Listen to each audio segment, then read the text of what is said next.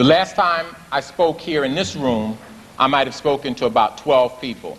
Maybe it was 100 people, but the fact of the matter is there are many more people here today than there were on that day. So I suspect from that our speaker today, Dr. Ben, doesn't need much of an introduction, because y'all came here because y'all knew Dr. Ben was speaking here. So y'all know Dr. Ben, is that right? Right. Okay. But for the one or two people in here who may have been astronauts and on the moon or something like that, let me just say that Dr. Ben has been engaged for a very long time in the work that is defined by the acronym CEMOTAP, a Committee to Eliminate Media Offensive to African People. Dr. Ben has been a one-man committee to eliminate media offensive to African people. And he spared no media in the fight. Even if the media was called the Holy Bible, Dr. Ben was uncovering it, those aspects of it that were offensive to African people. And he was not only uncovering those aspects that were offensive to African people, he was digging up and unearthing that information that was critical for the advancement of African people. The Bible is a medium. The Quran is a medium. The Torah is a medium. The Rig Veda is a medium. The so-called Book of the Dead is a medium. And all of it needs to be examined and elucidated from the perspective of advancing African people. Dr. Ben has been singular in this work. He is a historian, an educator, an engineer, a writer, and yes, relevant to what I was just talking about before, also a photographer. Dr. Ben takes his camera with him, and you'll see the pictures of the great works of art, great works of architecture, and the people. You'll see them in his books. He's written many books. A couple of my favorites were Africa, Mother of Civilization, and Africa's Contribution to the Major Western Religions. As I said, I'm sure you're in this room because most of you have heard of Dr. Ben before, and most of you know him, and most of you love him. For those of you who didn't know anything about Dr. Ben until you heard those few words that I said, believe me, I'm only scratching the surface. Brothers and sisters, it is a great privilege for CEMOTAP to have as our speaker today, speaking on Lies and Distortions, Africa Revisited, the great Dr. Josef Ben Jochannan.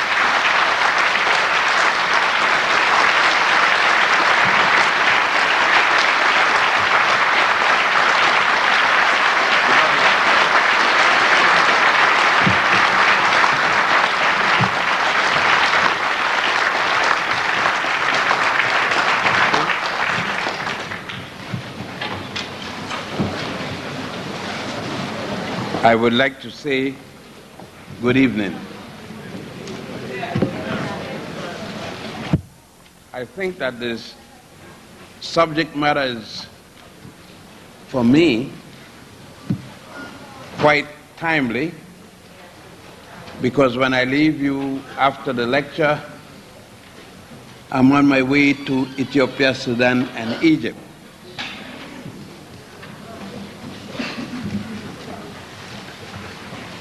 What to me is the most important part of what we learn from the public media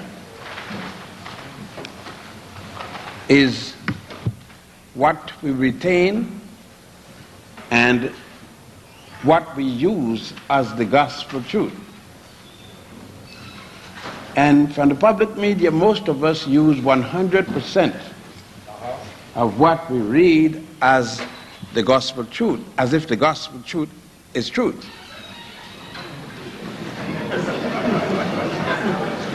The gospel truth is gospel. And that's the only thing about it. You don't need to call it truth, because to whom it is truth. The biggest problem we have is truth. What do we mean by that? For most of us, truth is anything we hear and became accustomed to and have adopted, and it's truth. Not necessarily what we have certified by examining. So it is truth that Christianity is the only true religion. It is truth that Islam is the only true religion. It's truth that Judaism, and I could go on all night by that, and I could get approval of each of those statements for many of you within this audience. And each of you would fight the other over those truths. And yet, no way in any of them is the truth. Because if it was an intrinsic truth, you would not have to fight each other or even have a controversy. The mere fact that you don't agree on truth means it is not true. So let us deal with the things that we could possibly understand. Let us take, a young man asked me when I was in the gentleman's room, not the ladies of course, just this afternoon, did I believe in one spiritual God, one God that was in charge of everyone? And since I know that the word God is masculine, I hesitated because I didn't know the answer to his question. Since it is, why should God be a man? That upset a lot of the women in here, because you know that God is a man because you just call him he and him this morning, or probably when you came in here. Since I don't, I have no background in that, then I must equally ask, why was the question? The question is because it is bothering that young man as to the answer we read in a Bible. And our Judeo-Christian Islamic Bible established a kind of ridiculous position that we cannot get ourselves out. So therefore, God, to most of us, has to be a man or male-like figure. If someone will come to us and say that God is neither male nor female, we got problems. And if we say that God is a hermaphrodite character, worse problem. I didn't say a homosexual, I said hermaphrodite character. That means that God is both male and female. Well, you will find that when you go to Egypt, when you go to Sudan, and when you go to Ethiopia, as I am returning. Because the deity, God, goddess, is always presented along the Nile as both male and female, or male with female. And you have problem. You have problem because along the Nile, God have intercourse with goddess and have children.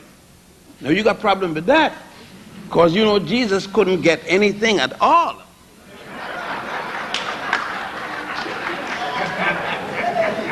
Now, but Jesus could be saving everybody, dealing with man, dealing with woman, in charge of operation, in charge of menstruation, in charge of homosexuality, in charge of everything. Matter of fact, nothing can happen without God in it. Now, if nothing can happen without God in it, how come you're mad with AIDS? It can't happen unless God wanted it to happen. That's your statement. Nothing in this world can happen without God's intervention. And if God wouldn't want it, it wouldn't happen. But you can't tell me then, how is it that God got so angry and drunk the world the last time, leaving only one family? 40 days in the boat, of course, 2 of everything. I was trying to measure that boat the other day and found that the boat is not as big as this building. 30 cubics. It's less than the length of this building, and it had 2 of everything. It didn't have 2 African lions, of course, or 1. We don't need to mention that. I hesitated because I know I give you a chance to figure. Having the tail of 1 dinosaur would have been difficult, much less the body of a dinosaur. I just want to establish how we see truth. And truth, if we would say, to me, truth, if we are going to talk about a God concept, would be the original of anything, as a matter of fact. So when I speak of the concept of a deity, I primarily dealing with one that comes from the center of Africa, and among one group of people, the people that you may call by the ridiculous name which the English call them, pygmies. Of course, the indigenous people call themselves Twa and Hutu. And in Egypt, they were called Sebenetos. In the southern tip of Africa, they call themselves Khoi Khoi and Kalahari. You call them in the southern tip of Africa Hottentot, like the Europeans do. But you fail to remember that when those people were presenting to the world, their world, any form, any aspect of a deity, Jehovah, Jesus, no Allah was anywhere around. I need to repeat that again and make it more clear for most of you. I said that when the Africans in the central part of Africa was dealing with the concept of a deity, God and a goddess, no one in the world, any place in the world, even knew or had any idea of a God by the name of Jehovah, Jesus, and or Allah. It was thousands of years later that what the Africans had brought forth to mankind as a whole, those that were living, and I need to make this very clear, not a single Hebrew or Jew existed. Christian, Muslim, Hindu, Buddhist, or anything existed when the Africans along the Nile were already dealing with the concept of a deity. The most common at the earliest time was the deity symbolized by the sun, not the sun. Never once did the Africans preach that any material things or any other animal was the deity, but use these as symbols of the deity. Many of you would be going to Egypt quite soon and other places on the continent, and you would go and come back with the same mythology that missionaries has placed in your mind. You would talk of the sun god, and that the ancient Egyptians and others of Africa worship animals, birds, etc. And that isn't true. It is of saying that Christians worship the cross.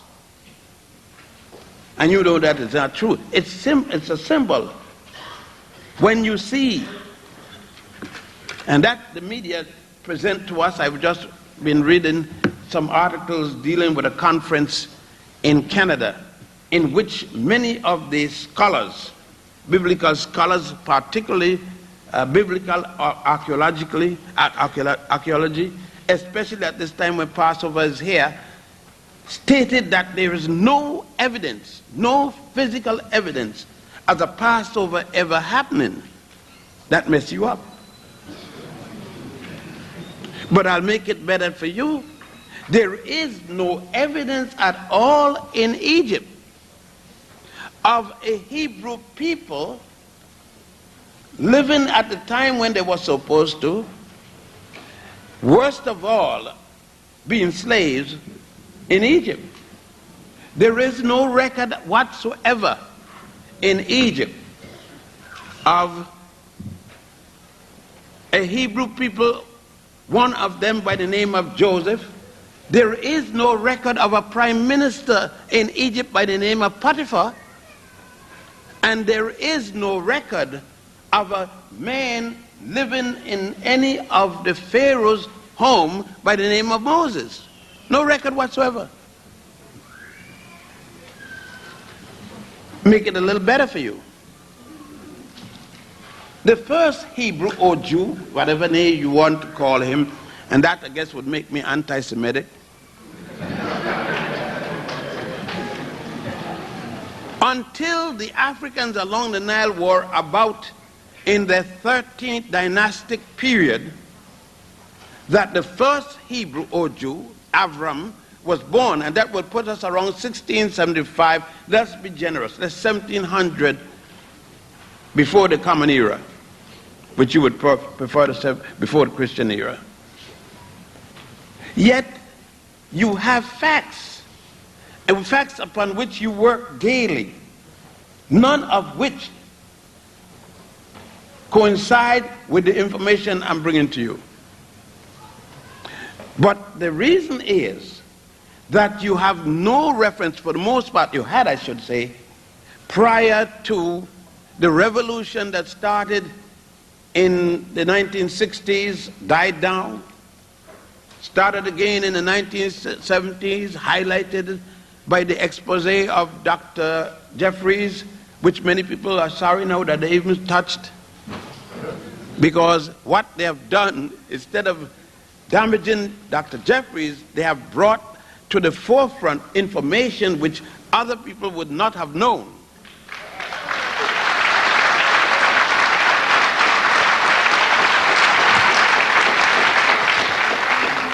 And now many people are going to, who had no intent of studying more about the Passover, the Christian crucifixion period. Many people who thought that it is Rome that had given them, most of us in here, and most of us outside of here, believe that we became Christians because we were lucky to be in slavery in one Western colonial power or another. Very few of us have any idea that even Christianity started on African soil. We knew, and I'm not dealing with the principles that were adopted. I am talking about Christianity itself physically started in a place called Alexandria with Pantius and Boetius, two Egyptians, Africans of Egypt, using Greek name because at that time Greek was the language most common in Egypt. And I want you to remind yourself to look at a map, because Egypt, the last time I said a month ago, was still in Africa, even though I heard it's in a place called Middle East. But it was Pantius and Boetius who started when they revolted from the synagogue and started an extension of what was a teaching that preceded Jesus by more than 4,000 years. Thus, when you see Jesus, you are seeing the rebirth of a person that existed 4,100 years before Jesus and Mary. If you call Mary Isis, and that's a Greek word, let us say Aset, or Ast, and you call Jesus Heru, or you want to use the Greek word Horus, and then you call Jehovah Asaru or Asara, you will speak about three personalities or deities who gave you your Jesus figure.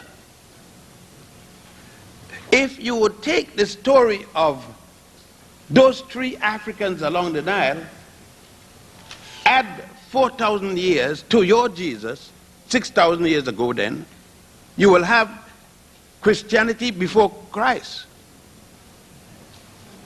That is hard to understand.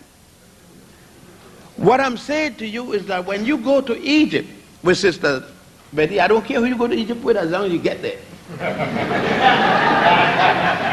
Because when you get there, you've got to go to Abydos. That's where I am right now.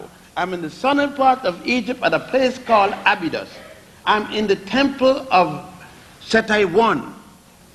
He is the king, the Pharaoh king, who was reigning in Egypt up to 1298 when he died.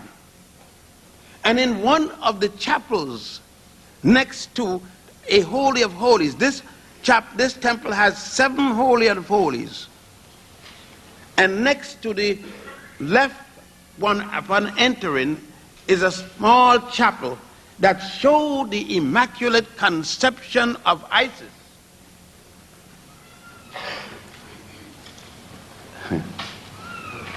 The virgin birth of her child, Horus.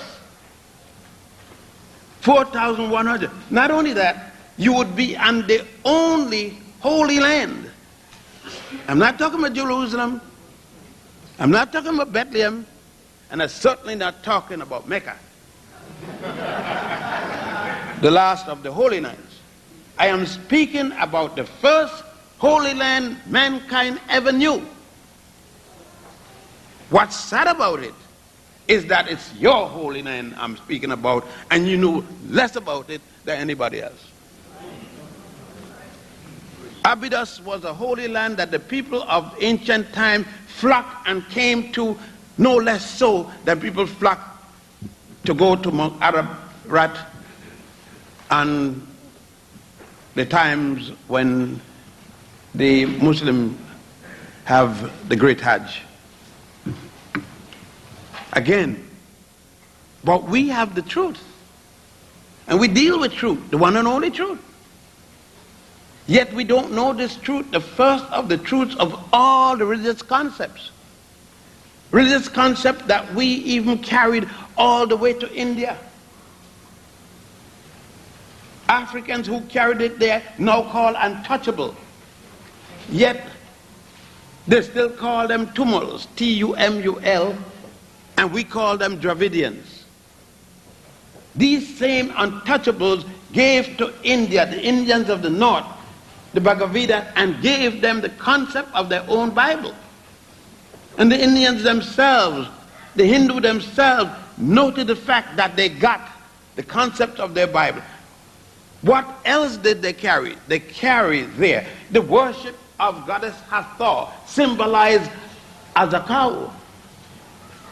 The same Hathor which the Jews worship, the same Hathor which Moses is supposed to have a fight with his brother Aaron on the mountain that you call the sacred cow. So when you go to Egypt, from north to south, south to north, you will see in the temples, most vividly in the temple of Nefertari II at Abydos, at Abu Simbel. You will see her dramatically at the temple of Hatshepsut, the funerary temple at Deir Ebali, on the west bank of the river Nile.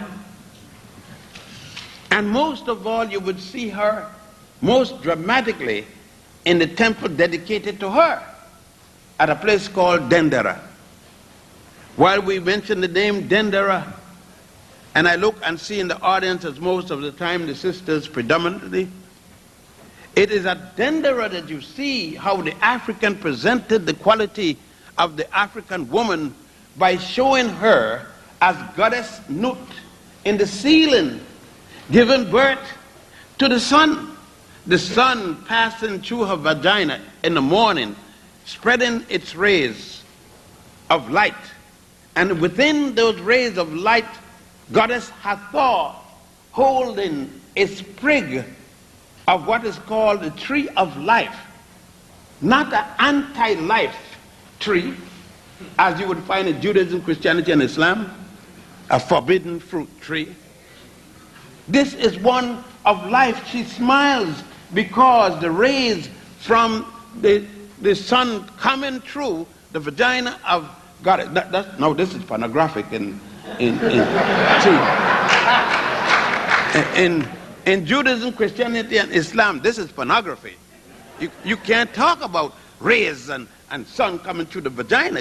We don't even admit to babies coming through vagina. I mean, if a woman wants to talk about giving birth to a baby, she says, I had a child. And that's talking to her husband. I'm not even mentioning her boyfriend. You see, she got to be a kind of afraid to let people know that a baby came through there, even though she came through one. You understand what's going on? And then most mothers are afraid to even admit that they had sex, married or not married. I mean, you can understand how these things would get. But the ancient Egyptian along the Nile had no problem with any of this. So when you planning to go to Egypt, on the walls and on the columns all over Egypt, you're going to see sexual explanations, not only by words, but by pictures.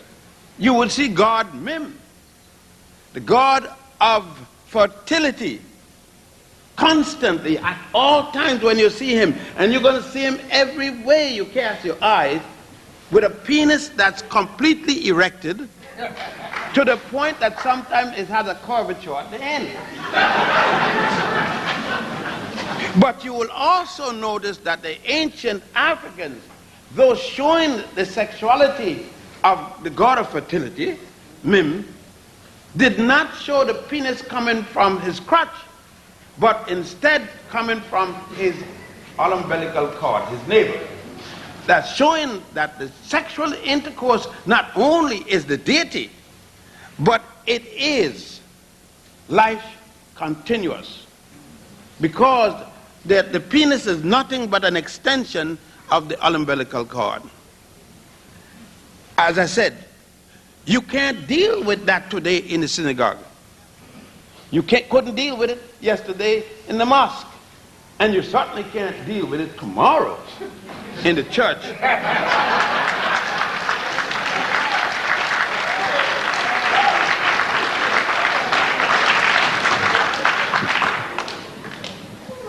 Yet it is the thing you should be dealing with tomorrow. Because without it, there's no life. And the resurrection scene, the first resurrection scene, as you enter the temple of Setaiwan at Abydos, is the resurrection of Osiris' penis from a dead horizontal to a perpendicular. The Masonic lodges read about this someplace, got messed up from England and France, and while wearing a top hat, silk top hat, a wingtip shirt, a cutaway jacket looking like penguin,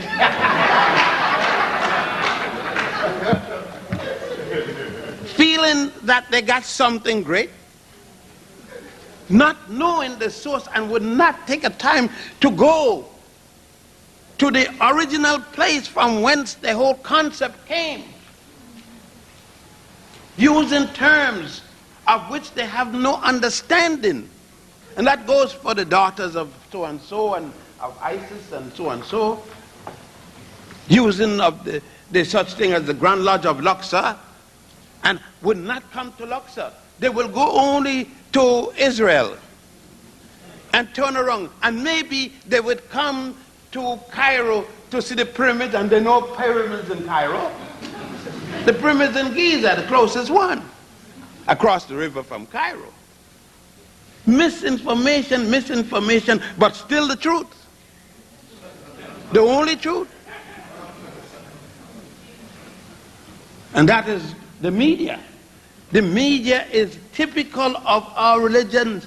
It's typical of our theology. It's typical of our culture. The media only is a reflection of one aspect, a bad reflection. Of course, we got to deal with it. But I'm just trying to show you how damaging it is. It is as damaging as the information we get sitting down in the pew on Sunday, sitting down in the pew on Saturday, and sitting down in the pew on Friday or any other time.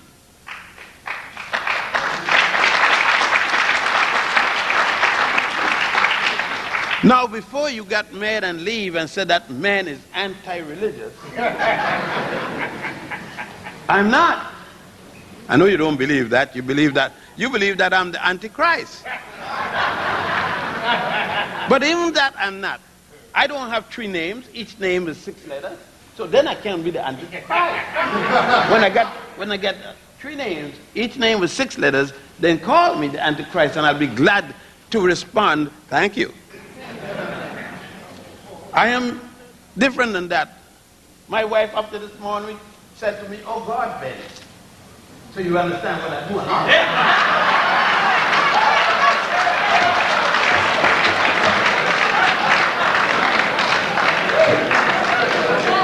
So now if you had any problem with who I am, you now know.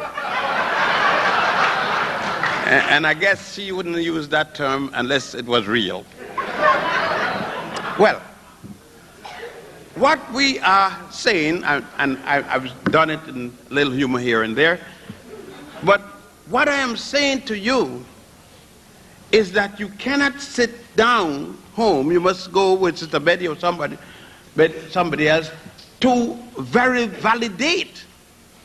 Some of us come to to Israel, and then we come over to Giza, Cairo for some, and we go and watch one of the 3 major pyramids of the world. I said the world because there are pyramids in Central America, and of course there are pyramids in Sudan. Most of us don't even know there are pyramids in Sudan. There are 82 in Egypt and there are 37 in Sudan. Otherwise, an area called Meroe.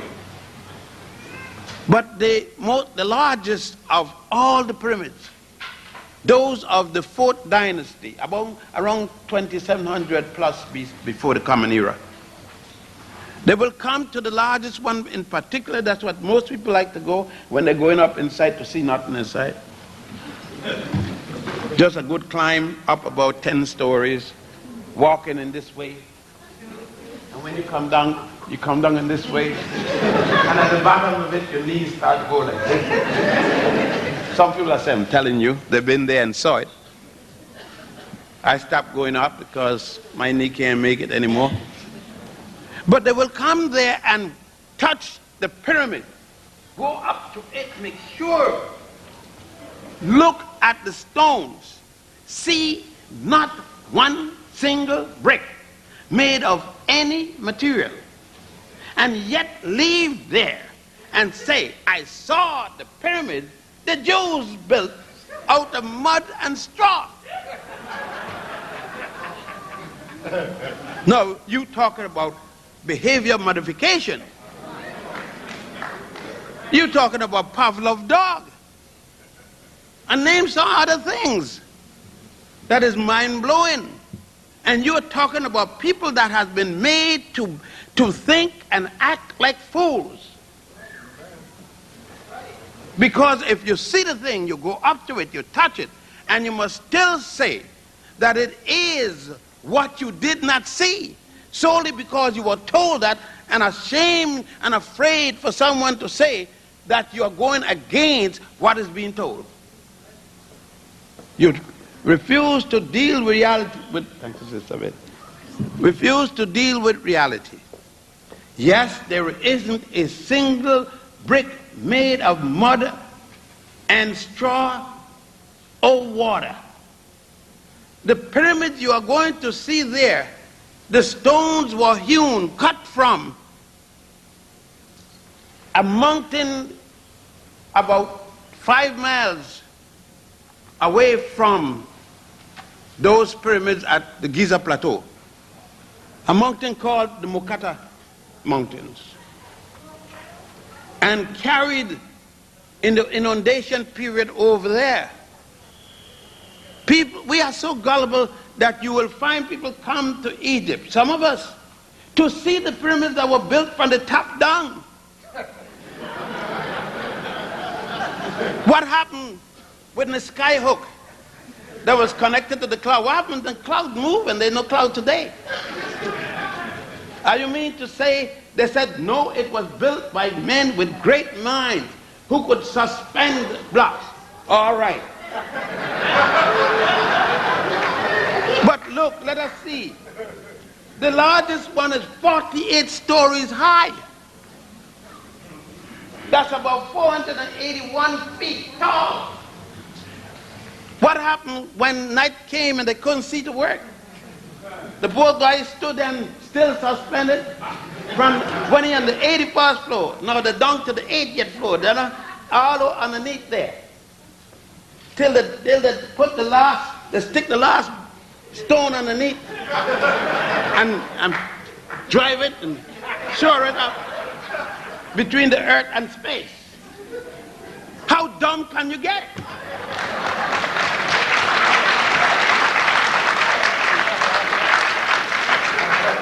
But again, we want to believe things that are not, because it gives us the opportunity as to what Sister Betty and the brother Dr. McIntyre were telling you just a while ago. It is better to say, I will read the newspaper, than to say, I will do the work. I will read and see what they did. And I will say, yes, they're doing good work. But I will not do and I will not give towards good work.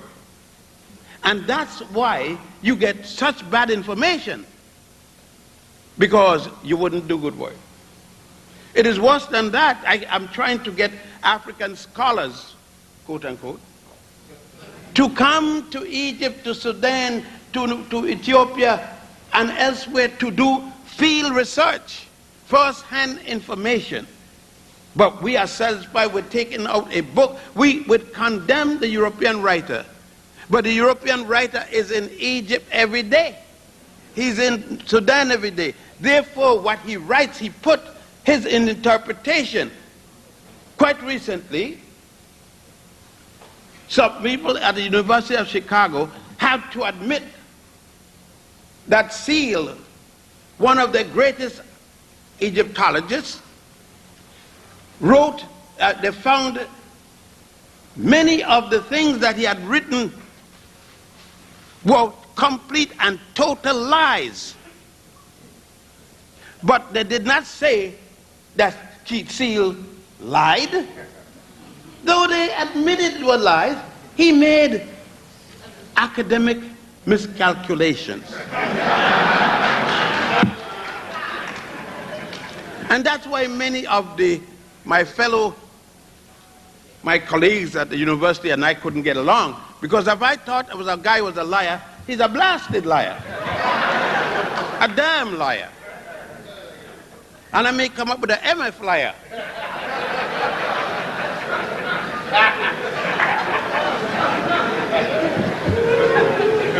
Because I realize that the Pope can't make any rules for me to follow and tell me which language is profane and which language is feigned. It ain't nobody more feigned and profane than he is. So for him to tell me what I could say, it's just like you know, when I say some of my choice little four-letter words, if I get hot enough, then you say, that man always so dirty. But isn't dirty? If the word exists, I can't be dirty using it. It's just that I express myself with a sweetness of the Lord. I speak the language of the people. Can you imagine Jesus coming here and said, thou crowd, hitherest, extricate the quadruple, and come unto me yonder morning, and I shall compensate thee. Now what the hell did I say? All I said is take out the four-legged animal out of the cart, come in the morning, and I'll pay you. Now, couldn't I have said that with all that nonsense I just said? No, but you like it better because you don't like four-letter word. You prefer to do it, of course, but you don't like it. You don't ever want to hear it spoken. But I speak it because Jesus spoke the language of the people. Give me some skin, baby. Can you imagine? Just look, Sister Betty, how good she look. Can you imagine Jesus coming to her at the morning, at the well, or any, it ain't got to be the well, it could be anywhere, and throw his hand around her, and the juice, the magnet that's coming from her body and hit Jesus. I mean,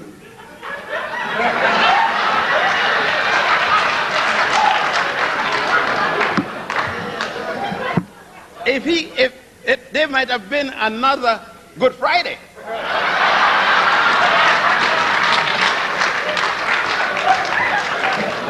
But you can't think of that term. Immediately you are thinking that he's sacrilegious. No, I'm not sacrilegious. I am conscious of the integrity of the African woman, of the strength of the African woman.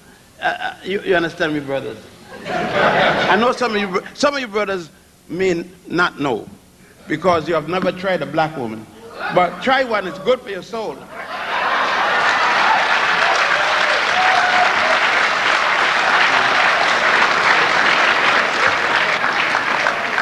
I said try one because when you come to Egypt, you're going to see how the African brother projected the African sister. The African brother didn't go around, man, I can't get me a good, man, it's hard to get me a good black woman. I don't know, but let's go. I'll leave that for another comment. How can he say this when all other people in the world were not writing, expressing themselves? The African men were in the ceilings long before, thousands of years before Michelangelo, were in the ceilings painting the African woman as goddess. In one case, they painted the African woman as goddess Nut. Over the head of every pharaoh was a double goddess, goddess Nut, back to back, like the Caribbean song, back to back, I done dead, I got it ready. And up there, put stars on her body. And showed her of the goddess of truth and justice. In other places, they show her as the goddess of the universe, of the sky. And then he showed himself as the god of the firmament, god of Yeshu. He called the goddess Nut. He showed the god of the earth, Geb, holding her hands and her feet apart while her body take the shape of a semicircle. And you know what the caption read? God's shoe has one hand. The right hand cover her vagina. The left hand cover the two nipples of her breast. And the caption reads, Goddess Nut as heaven. God's shoe covering the two columns of heaven. And you looking in the air for heaven. And heaven gave birth to you. Heaven is the place you return as a man. Heaven is the place that makes you happy. Heaven is the place with the deep, listen to your Bible, a deep. Where is the place that man came from originally? They said a deep, dark, right? Pit. Well, let us ask. Full of fluid, brine. Well, let us ask. Didn't you come from there? Did it need Jehovah, Jesus, or Allah? No. Go back and check anatomy. Go back and ask yourself what it is that bursts when you are about to come here.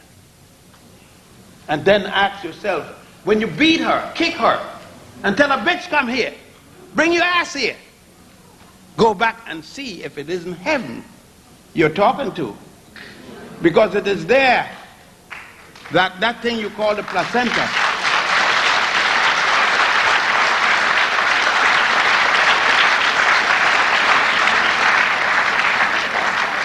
So you see, that truth, you got a part of truth, but there is another side to truth that you haven't got.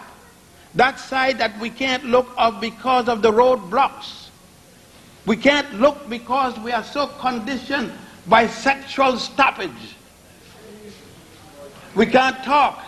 A woman cannot marry but cannot come to her husband in bed naked. She must come with all kind of clothes and then get underneath the sheet and slip this off and side that off and all this stuff. And he too. Because they're married but each are ashamed of the other. To see what each know the other got. Truth. It's truth, the reality of marriage. By the system, the culture in which we live, marry, have a good life, don't touch the girl, come to the bed virgin, you can prove it, she can't. Come to the bed virgin, she's at a disadvantage. But you come to the bed virgin, then you have you get a little exercise, you know what I mean? You can't even call it sex indecent. And then, but the baby, let's say you marry, you went through all that. You, the man, didn't have any sexual intercourse, hardly touch your own self for a while. She, the woman, did likewise. You are pure. Me, the good for nothing, I like that name. And I wouldn't say you because you're with the man. But you, the single woman who don't mind me touching you, they go up tonight in the honeymoon castle untouched by human hands, even their own. We get up in the next honeymoon castle, been touched by all kind of hands. And we have a little bit, they have a little bit. But the funny thing is, truth, their baby is going to be born in the same sin as our baby going to be born. Now what reason do I have not to get a little piece? If before the wedding, if the babies, both of them going to be born in sin.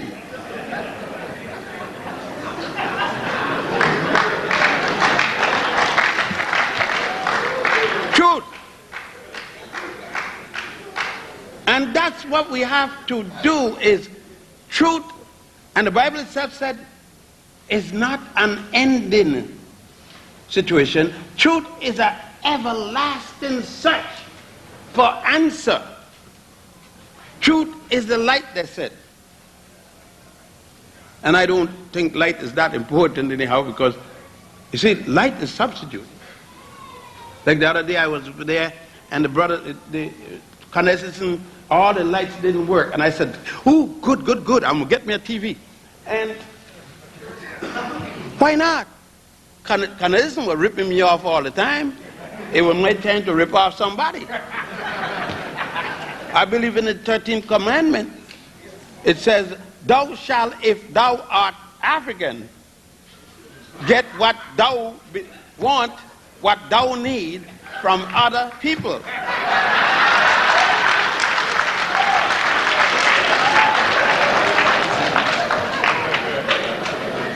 You see, I understand that the most important thing is black. So there wasn't a blackout. You see, That's the difference in you and me. You say it was a blackout. It was not. It is always black. If the sun don't come, you got a black out. Everything is black. You understand it? If you white and the sun don't come, you got a black out. I can't tell you white in the middle of the night when the light is off, because black is constant. So when you say they don't like me because I'm black, they don't like me because they're white.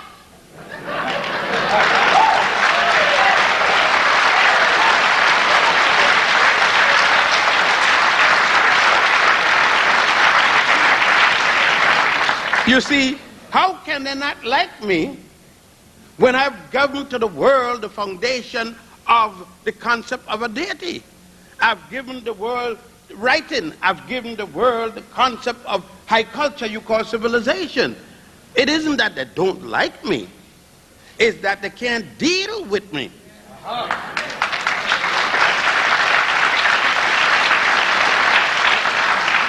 So they call me the invisible man.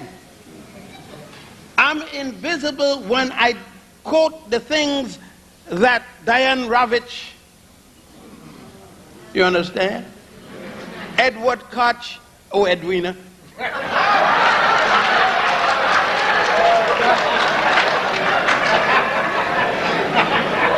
Arthur Schlesinger and others.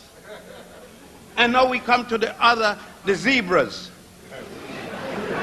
Dr. Gordon, Edmund W. Gordon, Henry Louis Skip Gates. I think he should have skipped Gates. And others who know not. These are the responsible Negroes, coloreds, jigaboos, and zebras. They join because they feel that they're mistreated because they're black. Most of them would not even admit they're black. Some of them can't even find a black wife. After 3 tries, Gordon needs to find. Some of these black sisters need to show Brother Gordon a trick or two, but he might even get frightened like hell and run past Alabama. And I wonder when he looked up and saw the black mother, he must have felt like hell day one when he was born. He must say, what's that? Somebody need to tell him that was a black mother making a mistake.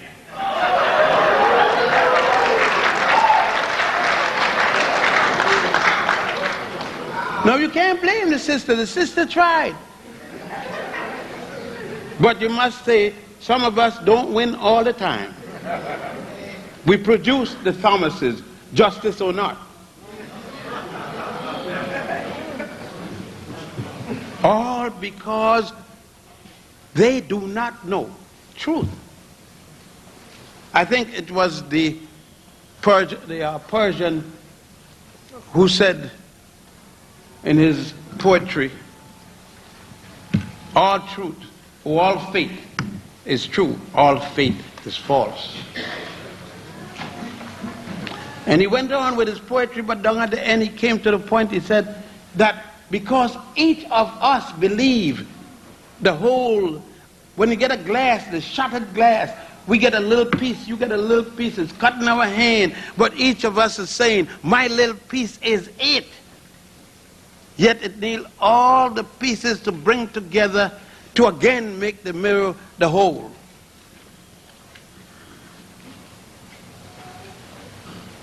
And that is why we cannot challenge effectively to put, it's not enough to put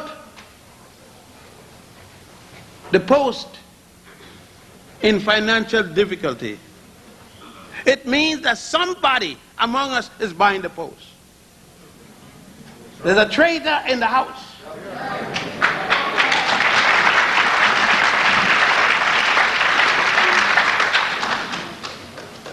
The cry went out that we don't buy the post I didn't buy the Post, not only. I don't buy the News. I don't buy any one of them.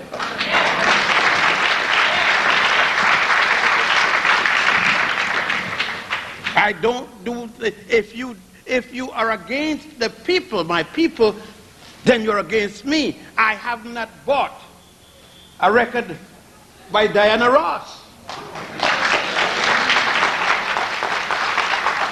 I will not buy anything by Michael Jochannan.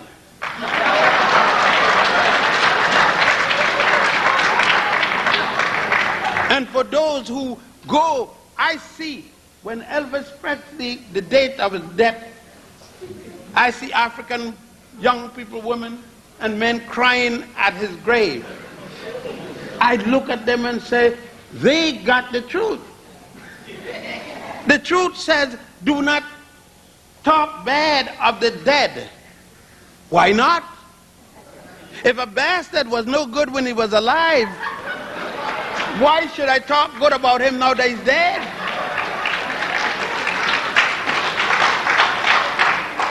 No, that is no truth. That's somebody's truth, but it isn't my truth. I cannot speak good of Thomas Jefferson, though he wrote, "Be it resolved that all men are created equally." That dog didn't believe nothing like that.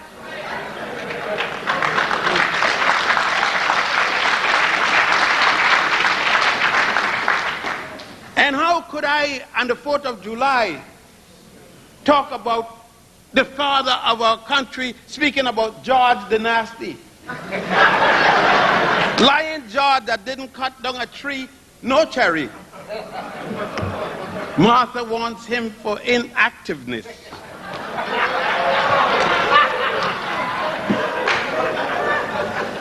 And even though Benjamin Franklin exempted himself from participation in the enslavement and the document, he did nothing at all to avoid it. So why did I take the position I'm taking here? Because I know when you take up a dollar bill, when I take this dollar out of my pocket, Sister Betty, let me know when it's time, because I could go on and go on. I'll miss the plane. You take on the green side, brothers, I know some of, if you're married or got a girlfriend, don't put your hand in your pocket. I got this one because I borrowed it. Don't mind, I'm complaining, but I'm not going to get rid of her unless I got another one. But on the green side, I know where George Washington and the members of the Continental Congress got the symbols. I know that the money, that the symbol of my God Ra, the sun, which, don't forget, all of you Jews, all of you Christians, all of you Muslims, you got the same God I got, because at the end of your prayer, you still say Amen. You still say Amen. Amen Ra. The God of the north and the God of the south mixed together. You still speak of the Eye of Horus, which Horus lost in the struggle of justice, fighting against his uncle Typhon for having killed him.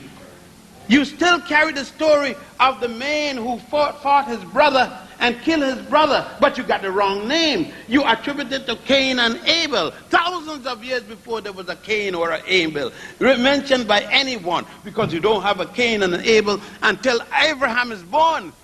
The Jews brought the concept of Cain and Abel, but long before there was an Abraham, there was the fight between Typhon killing his brother Osiris, and Osiris's son, Typhon's nephew, killing Typhon in return. You're going to see that. You're going to see that in life size when you go to the corridor, outer corridor, at a temple called the Temple of Horus the Elder, at a place called Edfu. It is the best kept temple to date of the ruined ones. Yet they tell us that the Greeks gave us drama. How can it be when this temple you're going to see, they tell us that the Norwegian and the Scandinavian gave us the harpoon. You're going to go there and see the story 4,000 plus 2,000 years, 6,000 years, and you will see Horus harpooning with a harpoon, yet the Swedes give us the harpoon. But you have the truth. These are truths that you must write down in the classroom and get 100% if you put it. And Diane Ravitch would say that Jeffries got no business changing this. And Jeffries would not change it. But Jeffries went to the Nile a few times. And he saw something he couldn't refuse. Truth. Another truth. Truth of the indigenous Africans that were his antecedents. And that's the problem we face with. We face with it as you are faced with July the 4th. When you are going to go down to march for Cristobal Colon. Cristobal Colon, who the Spaniards liked so much, they put his behind in jail and kept him there until he died. While you stay here preparing with D'Amato and others and Ferrara and others and Como. All of them brothers and sisters who have to declare their whiteness because you were in Sicily. You were at the gates of Rome with Hannibal. And you stood there for umpteen years. And when the brothers wanted sex, they did not catch the elephant and say, come here, sister elephant. I want to be happy. Give me some heaven. No, the Italians are not dark because of the sun or because of wishful thinking. They're dark because of a certain thing called black penis.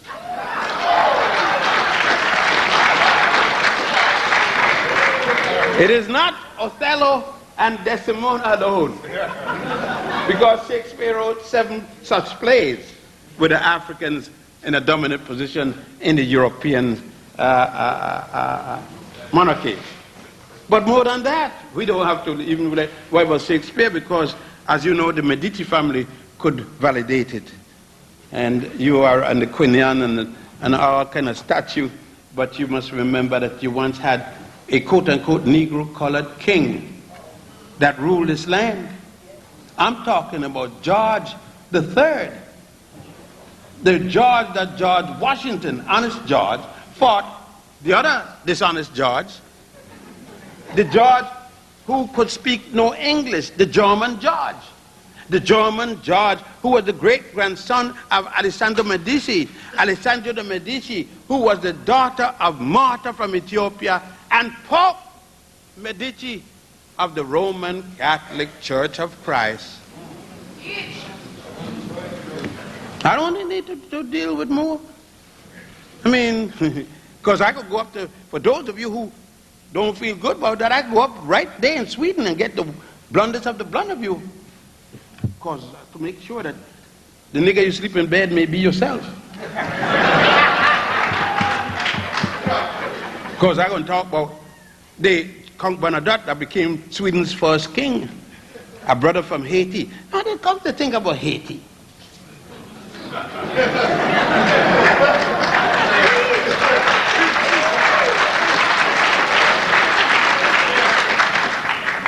I mean, all of you should be kissing Haitians.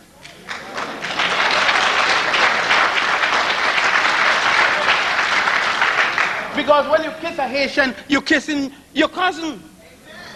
It is at Haiti that they brought your ancestors first. It was then called Hispaniola, Haiti and Santo Domingo. It is there the Roman Catholic priest Bartholomew las Casas, with the power of Pope Martin V, that brought Africans from Spain, not from Africa. Africans who had been in Spain for 774 years. From 711 to 1845. Those Africans calling themselves Moors. I'm 1457. Africans who brought Columbus in a ship, not to America. Columbus have never seen America, north, central, or south. He saw the island of San Salvador. That's the closest he came, and he didn't sail a single ship. Pietro Alonzo Nino was the admiral of the fleet. The 5 ships that left, Columbus was the admiral of the expedition, in charge of the expedition. Nino took over the helm of the Santa Maria and sailed the ship. How Columbus going to sail the ship and he's put in the brigs by his men who revolted against him? He's going to sail the ship from the brigs?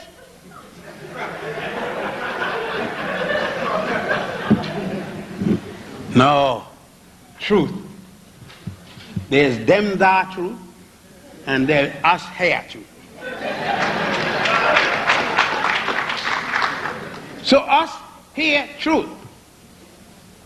Sinotap's truth. It's got to be the truth we are here to. It's our truth. Our truth that we have investigated. Our truth from which the blood flows. Our truth from which millions. Somebody telling me about people with a Holocaust. I'm not talking about a Holocaust ending with a T. I am talking about Holocaust ended with an S.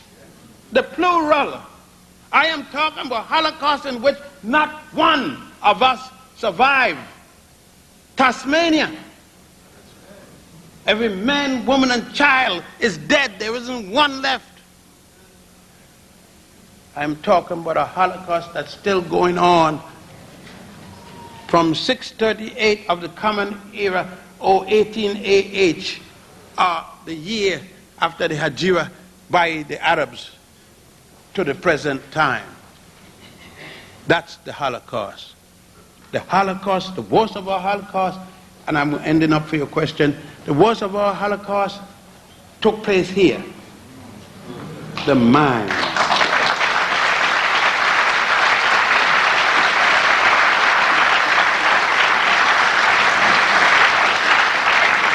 There is something on the radio that says the mind is a horrible thing to waste. If you got one. Most of the people are saying that hasn't lost anything because they don't have a mind. If they had a mind, they would not have acted as they do. If they had a mind, how could we not come here as we do when James Brown is around? Don't come here just because I'm here.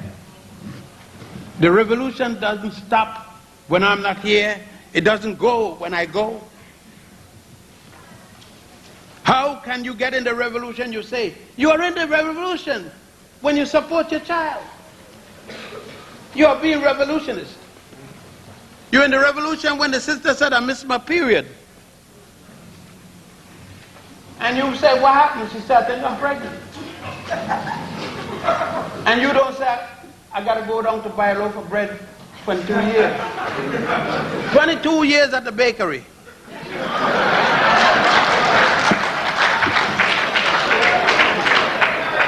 You're in the revolution when you see a young brother, 6 years old, pressing his nose and his eyes and everything against the window at the restaurant or the cafe. Didn't have enough to eat. You call him inside and you fed him. You're in the revolution when a sister is in 3 foot of snow and the forecast is for 6 and the wind blowing and you drive in with your special car with traction, front and traction wheels. And you pull up and say to the sister, hop in. And then you don't ask her name, and you ask what is the address, and you drop her. And you don't ask her what color drawers she's wearing. And when she asks you, what do I owe you for this? Say, tell your man when you go home, he owes another sister something.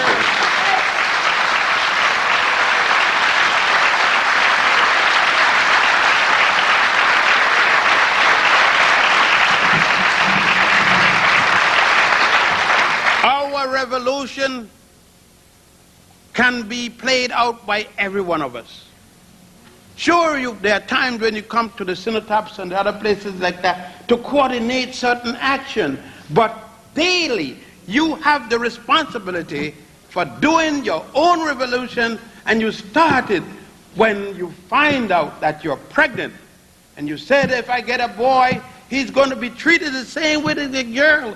I'm going to start to talk to him inside my womb. And Daddy, when you rub her on her navel, when you rub and feel the movement of the child, you start speaking to that child and say, if you're a boy, child coming out here, remember that the woman you're going to rape is your mama.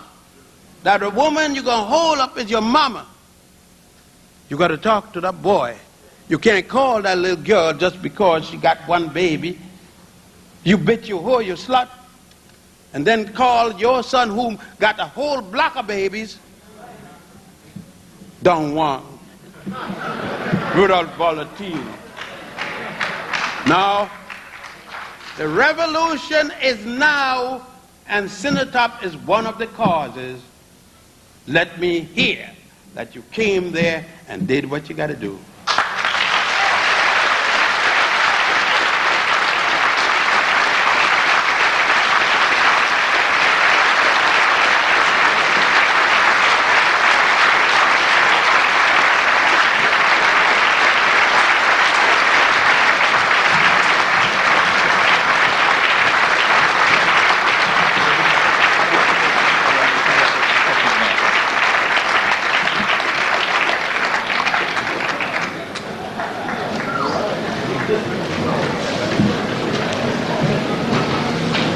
Please do not rush for the doors. We have some more business to take care of, and Dr. Ben is going to be back for some questions and answers.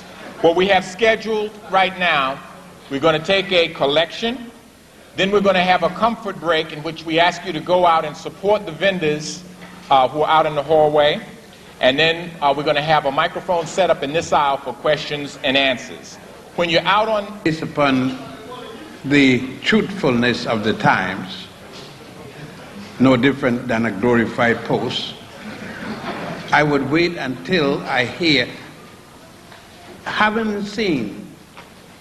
witnessed what the current president of Nigeria has done, with making it obligatory for any African from the Americas, Caribbean and so forth coming to Nigeria is entitled to a Nigerian citizenship and passport and many other things of that nature, I would be quite surprised that it is only a diplomatic courtesy for the head of state of another country coming through. We must wait until we hear some of the definitive statements made by the president of Nigeria in quotation.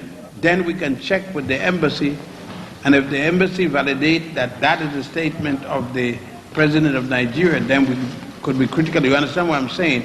Because the information by the reporter could be twisted and made to put us on edge, especially since this man have taken the kind of steps that they have taken thus far. So I would say, I don't know, I haven't seen it, but I would like to see the article, and what you could do is call the cultural attaché at Washington or at the United Nations and ask whether or not the statement made by the New York Times that that government endorsed that as the position of the Nigerian government.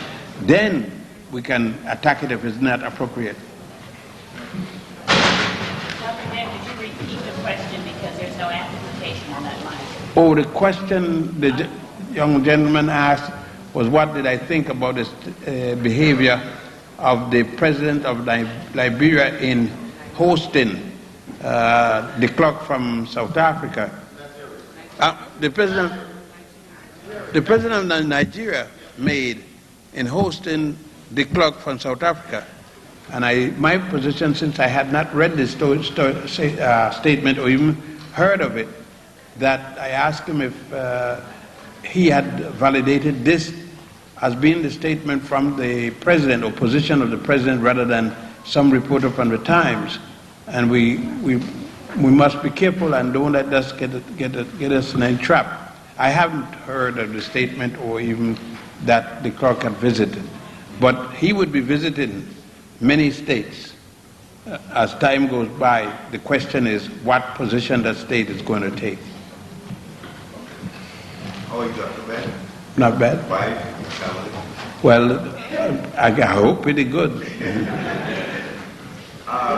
situation in South Africa between the Mandelas, do you have any comment about that information?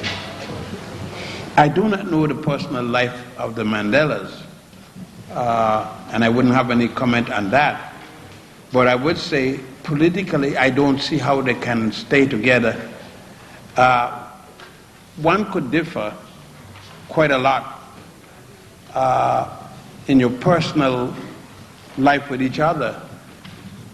The position of Winnie as a fighter, when Winnie was here, and the first time both of them came, if you recall, Winnie was interviewed separately, and she was asked if the negotiations broke down between the clerk and others, what would she do? And she said she'd go to the bush.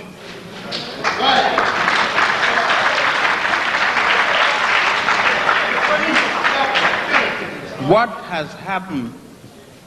I recall very succinctly that the day when Mandela was released from jail, I was at the exact moment on WLAB with Gary Bird. Everybody got excited and they asked me, Gary said to me, you heard what happened? They've just released Mandela. What you think about it? I don't think anything about it. I said, it just means that Winnie would have a man to sleep with and Mandela don't have to masturbate any longer. I repeat that statement. What we seem, we are quick, but we don't, I just talk about truth.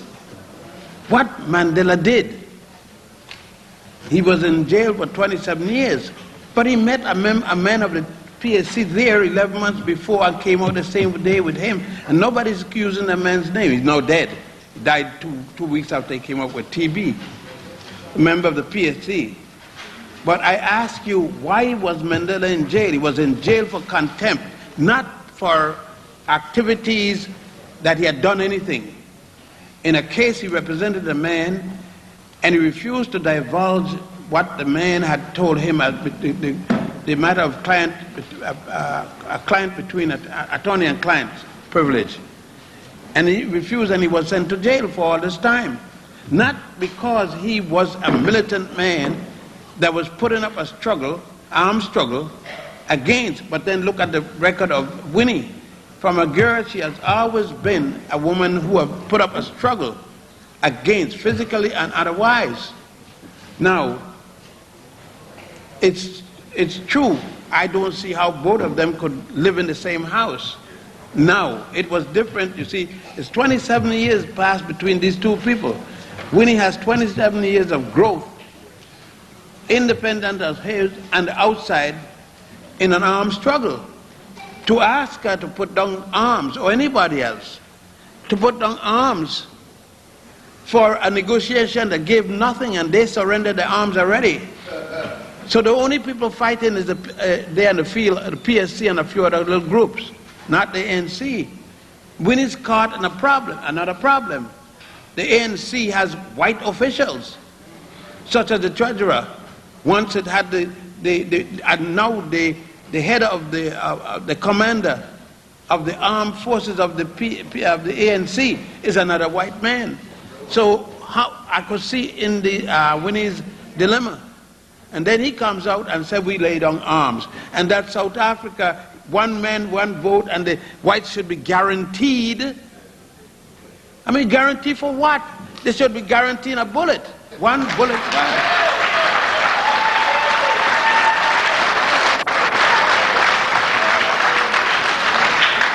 I back Winnie 100% in this dispute.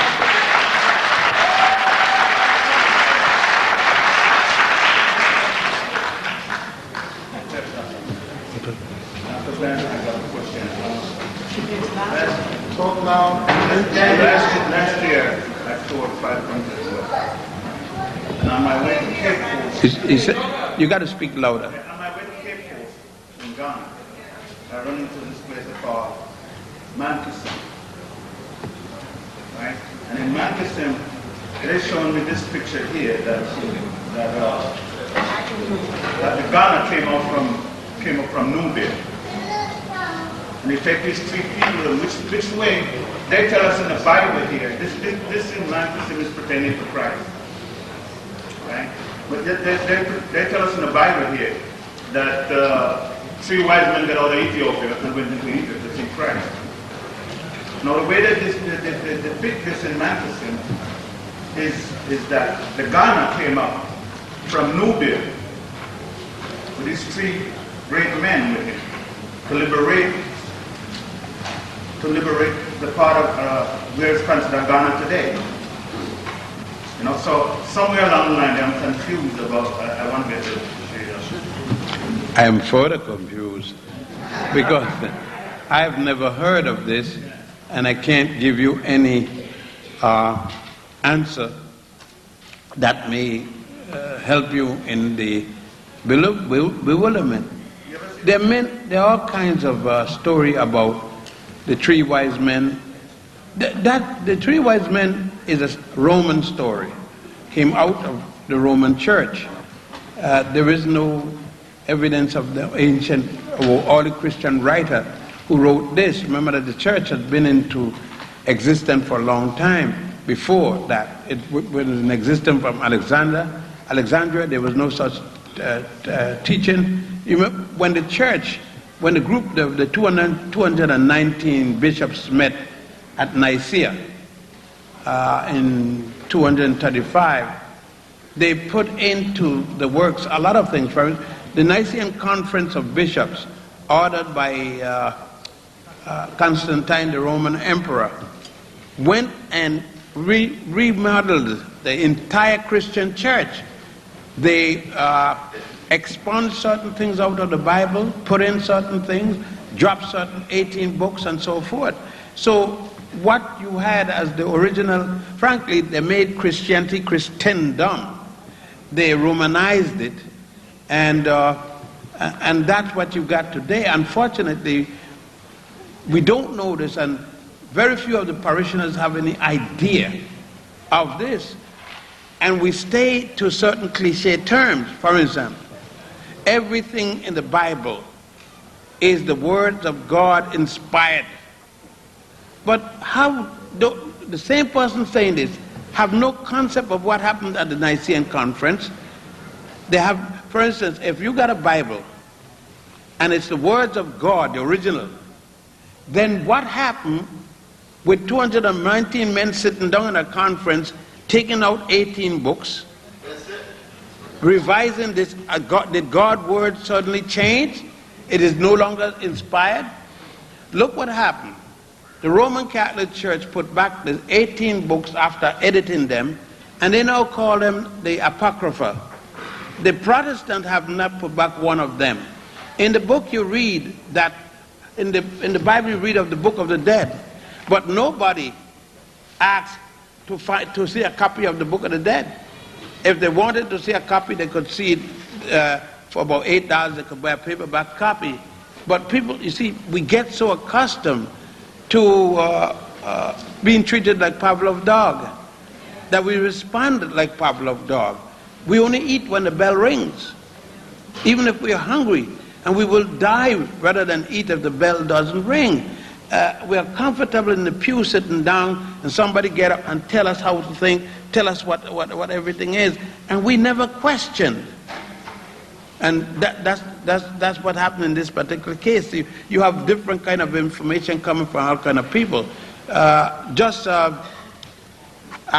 hope I can quickly find something here that I was dealing on, the ordinances, which very few of us read, because there's some books in the Bible we don't read, we pass up. And ministers don't call it because it's convenient. The Jews as slave owners in the Bible, in the Old Testament. And I think I got it. Listen, I'm talking of the book of Numbers, chapter 21, verses 1 to 20. I'm not going to read the 20 chapters, just 20 verses. But this is in your Hebrew, your Old Testament, showing the Jews had slaves in their own book. But who called the Jews slave owners? Now these are the ordinances which you shall set before them. When you buy a Hebrew slave, this is the Hebrews talking. When you buy a Hebrew slave, he shall serve 6 years. And in the 7th, he shall go out free. He can serve 60 years of free slave labor. He shall go out free for nothing. If he comes in single, he shall go out single. If he comes in married, then his wife shall go out with him.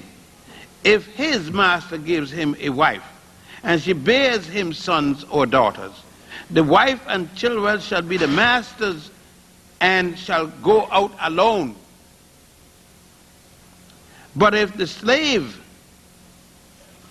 plainly says, quote, I love my master, my wife and my children, I will not go out free, then his master shall bring him to God, and he shall bring him to the door or the doorpost, and his master shall bore his ear through with an awl, and he shall serve him for life.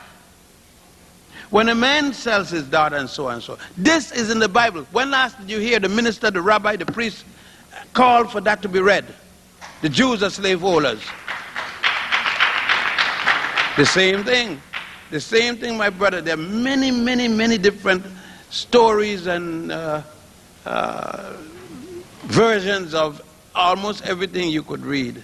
Because remember, the Bible wasn't written by a group of men or a man sit down here today, write it, except when John, except, I should recant that statement, when Adonisus wrote the book of Revelation, not John. At the Nicene Conference, they couldn't find the book of Revelations, and Bishop Adonisus said he remembered it and he knew it word for word, and took 2 weeks and wrote the whole book of Revelations that John was supposed to have written. It's the same Adonisus that they murdered. They bust him with a chain in his head because he refused to vote on the virgin birth of Mary. Of Mary. You know, it's not Jesus' virgin birth that they had for the what they call but there's a thing, a celebration in the Roman Church. It's called the Feast of the Immaculate Conception. It's not Mary's giving birth to Jesus. It is Mary's mother's giving birth to her in an immaculate conception. For 3 generations, there were no intercourse in the family. And ask the average Christian, what is the the Feast of the Immaculate Conception in the Roman Church? And they will tell you Jesus. It had nothing to do with Jesus. The feast is the feast of Mary, mother giving birth to her by immaculate conception. And very few Christians know it. So it depends. And when people like myself talk, people are offended. But I am very supportive. My wife is a Roman Catholic. Bless her soul. And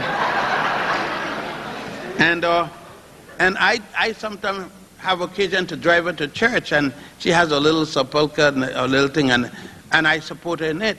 Some of my children are Roman Catholics. And I got a daughter who's a Jehovah's Witness and some grandchildren. And say, I got Muslim daughters and all kind of things. What I'm dealing with is to get my children and others to understand what you're dealing with. Understand when you're talking about truth, you're talking about the Bible written by human beings. And you could say by God or something.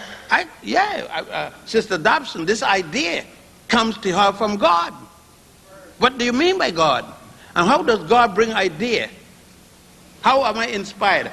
If I drink castor oil and start to walk, I get an inspiration to go to the bathroom. If I'm not inspired, my clothes are gonna be inspired. But you see, we get carried away with certain words, the semantics, and we said they were inspired by God. Now, what do you mean by it? Ask the person what they mean by inspired by God. They think it's like a robot. The God just says, ping, and it says, you know, it's nothing like that. An inspiration means a feelings. So you get inspired to do things too. No different than those guys who wrote the book. But it was no different. There's nothing special about it. They get an idea, and they felt good with the idea and wrote it down. So you're going to find all kinds of versions. Well, my second question was, brother.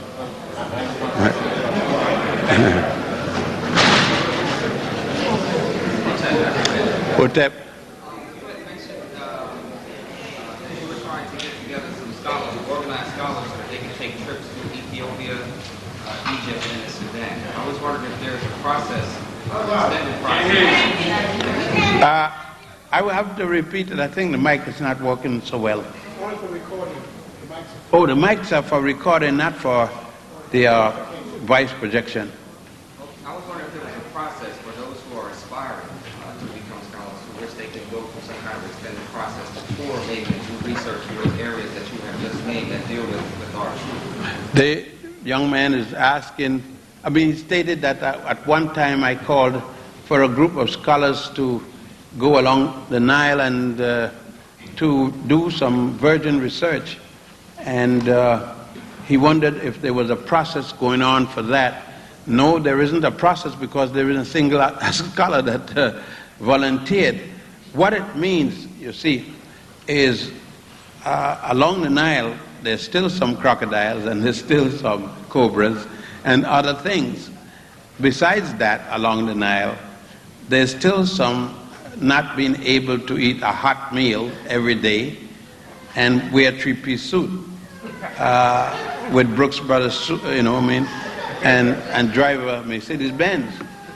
It means sleeping out in the open, riding a jackass, and that shouldn't be bad because Jesus rode one on Palm Sunday, and that was the Cadillac of the day,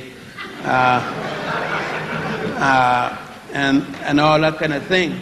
No, the fact is no process because there's not a single brother who's going to take even a sabbatical to go along the Nile. To going along the Nile means you can't eat as well, you can't sleep as well, you can't gouge yourself. You've got to go with little pickings. Your money, your lecture, you keep, and you dig in and you shovel and say, I got corns in my hand. You got to use a pick and shovel. You got to do all this. And brothers aren't ready yet to do this kind of work, to do research. We are only ready to go in the library, take up another white man book and research it. Go in it and say whether we agree or disagree. No, nothing is being done in that direction.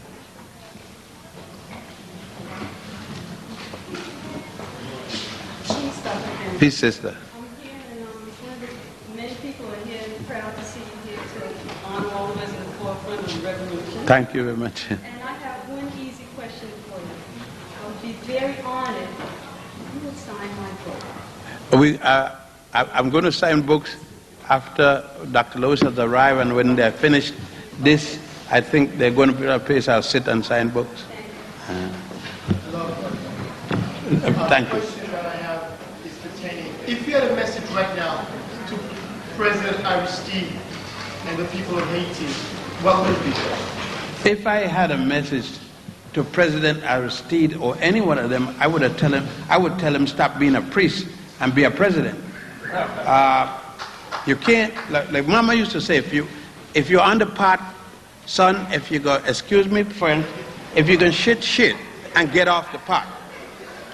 You know, Mama was quite explicit. Aristide wants to be a priest and president. One of Haiti's problems is the Roman Church, and you get it, for years. Haiti still suppresses the indigenous people's church, their religion. God Voodoo is as important to me as any other God. It is the concept of a people coming together, expressing their culture, and the ultimate way of expressing a culture is in the deity. It's not whether I like it or I like what the people saying or how they practice their faith. But what made Haiti independent was not Roman Catholicism. It wasn't Jesus. It was first Josef,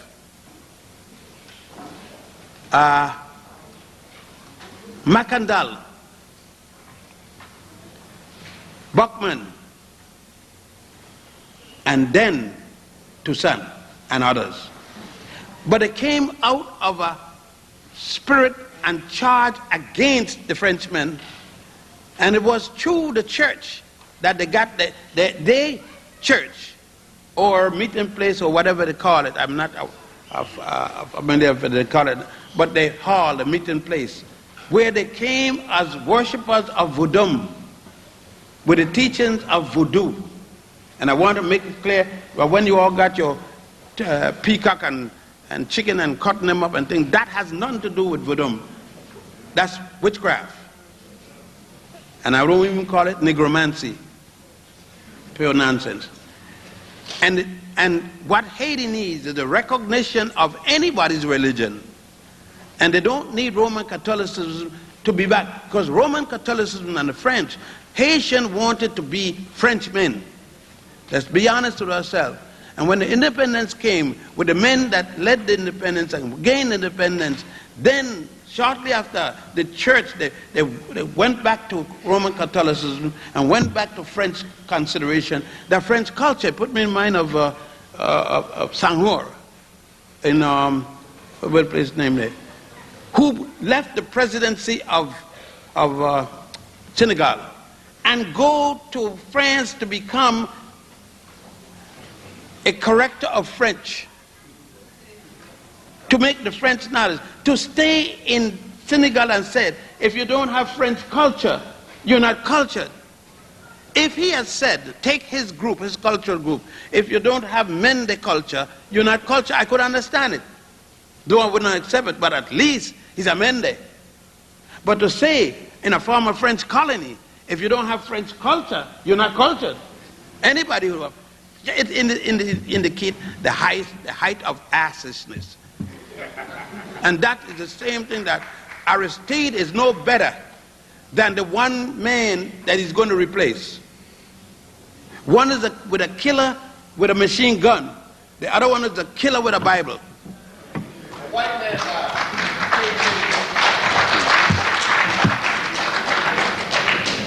one love, brother, and thanks for your life. Thank you, man. I'd like to ask you a question. The question is about Melchizedek and Abraham. In Genesis, it said that Melchizedek was the high priest, and Abraham being taken as an offering. So is that a fact, or is that a theory? I don't know. I know that there is no physical evidence of an Abraham. In every religion, and I was born in the Hebrew religion, I'm what they call a falasha. And I grew up in it, and to a young boy when I started to get, when a young Pentecostal young fellow named Leonard, a friend of mine, we played sports, young boys, and we had a game called Hands in the Pooch. And if you don't put your hand like this, boy will kick you. You get kicked. And Leonard was never in our sports. He was a model young man. He got kicked, and his testicle got ruptured, and he died. I was told that I couldn't go to his funeral. I could march with the kids in the march, but when we reached in the church, I couldn't enter the church. And I asked why. He says, because it's not the house of God. And of course, they were told they couldn't come to the synagogue. It wasn't the house of God, and so on and so on. I was about 17 years, and I start then to worry why. If these are places of the house of God, why you can't go from one to the other?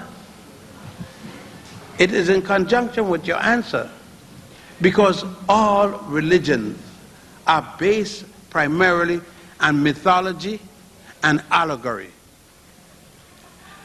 Who can tell you when God started the world? And why isn't God a female when it's more logical that things come from female, most things? Even though a male, I know now that it needs a male to deal with a female in most cases to start something. But one time I even believed that I had an ego, man. I passed a baby, man. I just made me a baby. And it's a long time before I found out no baby came out of my scrotum. Do you know?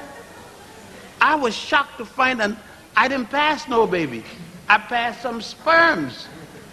And if them sperms had dropped in the ground, go in a ton of water, go upstream, and no egg came down there to greet them, nothing would have happened but a lost sperm. See, then my little ego got down to size. And then I realized I got to do the tango together with mama. You know how it is. And I got myself, and my ego got back in place, and now I feel bad. That is the same thing with this.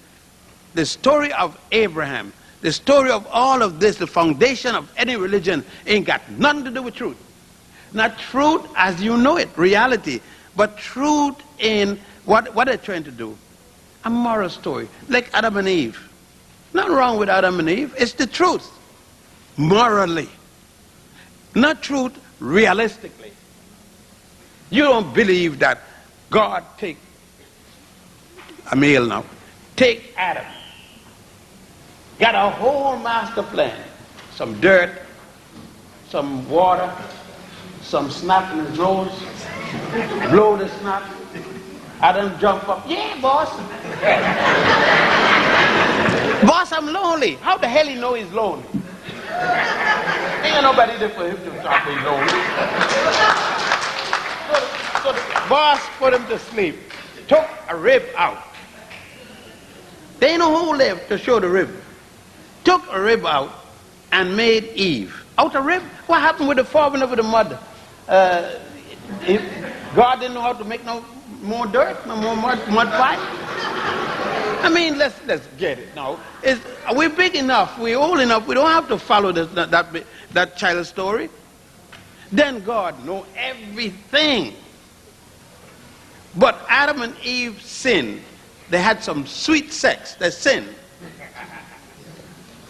And I got to thank, sisters, I thank you. Because that stupid Eve, Adam was there doing nothing.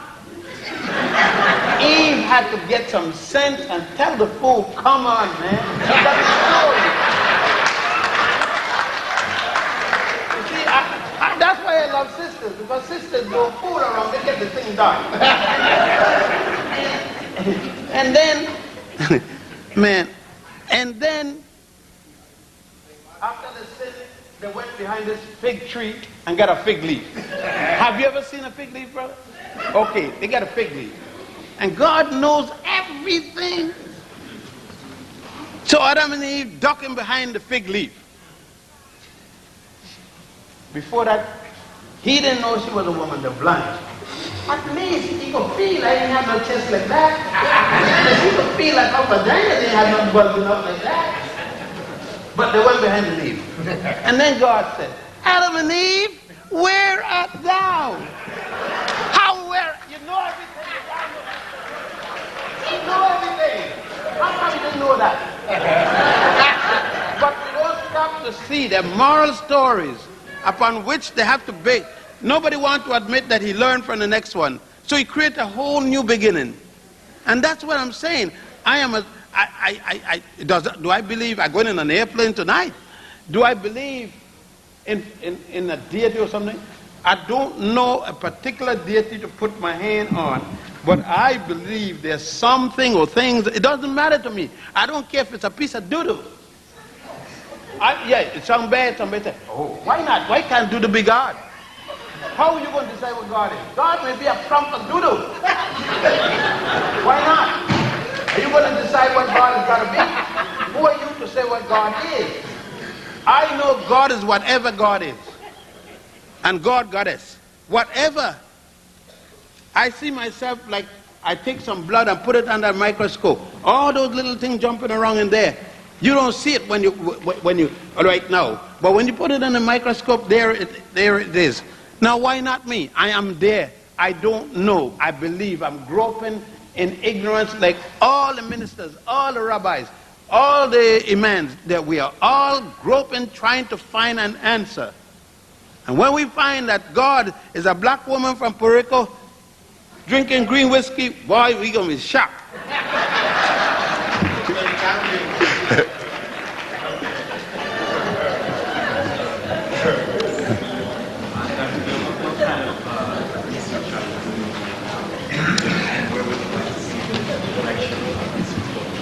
Right now, as you know, for the last few years, I have been, the brother asked what kind of research I'm doing right now. I am, for the last few years, you know, digging in what is called Nubian area, but really Nubian area is much larger than the current area. And I'm trying to add to the information I was showing. In 1957 and around there, I was showing the Nubian origin of Egypt, the Meroan object of Nubia, the Aksum origin of Meroe, etc., going back to the central point of the Nile Valley where the civilization, using the fact that Hunefa, the scribe and priest, said that the Egyptians came from that source. And the papyrus of Hunefa, I am trying to go back, and I did effectively wrote on this. I notice now that even the University of Chicago is now putting out paper of they call it Nubian Black Influence and Egypt. Nubian Black Influence and Egypt. I don't understand their semantics, but at least we know that they're stunned and they got no choice. But gradually they're going to come to the truth. But I don't give a damn if they do or not. What I'm interested in is that our people get the message and come to the truth. I don't care. See, some people say they got to educate the world. I'm not trying to educate the world. I'm trying to deal with the brothers and sisters because the world haven't taken time in educating me to truth. So what I'm doing now is relegated to that. And as they said, it's slow because I have 8 brothers who work with me, Nubian brothers, not one of whom has been to a university, and they don't have to.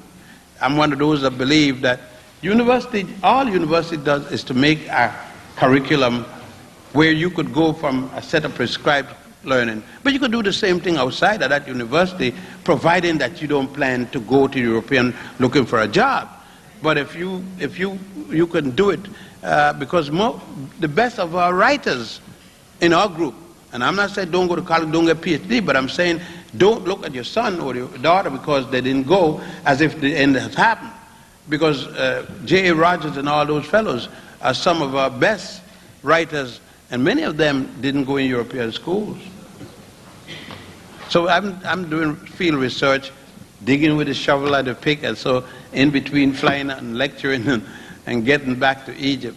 And in the future, what would you like to see us do? One question, please. And let me just say this. When this brother finishes, this is the last question. We're running out of time, Okay. so you can let him go. Thank you. Dr. Ben, I got 2 questions. but I think the first one, I want to confine to one. I think the first one until I came up here. I'll ask you that question first.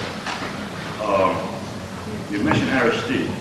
Yes. And I was wondering how his situation applies to us in this country. The question I want to ask you is, Brother, do you think... brother, one question. I'm sorry, one question. Well, I'm still It's going to the same question. One question. I'll say Bill. Okay, but the question I want to ask you is simply, do you think men of the cloth can be true revolutionaries? See, brother, I'm not going to argue with you because it takes more time, but we have to respect each other. We said one question. Well, that's the question, sir. One question. That's the question. No, I don't. See, it's not the saying that religion is separate from social order. I'm not saying that, because religion is an outgrowth of culture, not culture the outgrowth of religion. Man made religion to sanctify his best. When man come up with some philosophical thought, he says the deity gave him this thought. So to me, I am religious in that concept. Now, when Brother Aristide decided to leave the priesthood, and he didn't renounce the priesthood, he is still a priest, still subjective to the dictates of Rome. This is my point, that when Rome, he does something, he must. It's different to the Baptist minister. Baptist minister got nobody over him. There's no bishops. I mean, his board, and some of them don't even have a board. Okay. Aristide and Jesse is different. Jesse is master of Jesse. Aristide has a master not only in Rome, he has a master in Haiti called bishop. Now, less than that, called Monsignor. One step above him, two steps above, all the way up until he gets to the Pope. And my point is this: he cannot do anything that isn't approved by Rome. And that's the point. And to me, Aristide is invalid as long as he's got that over his head.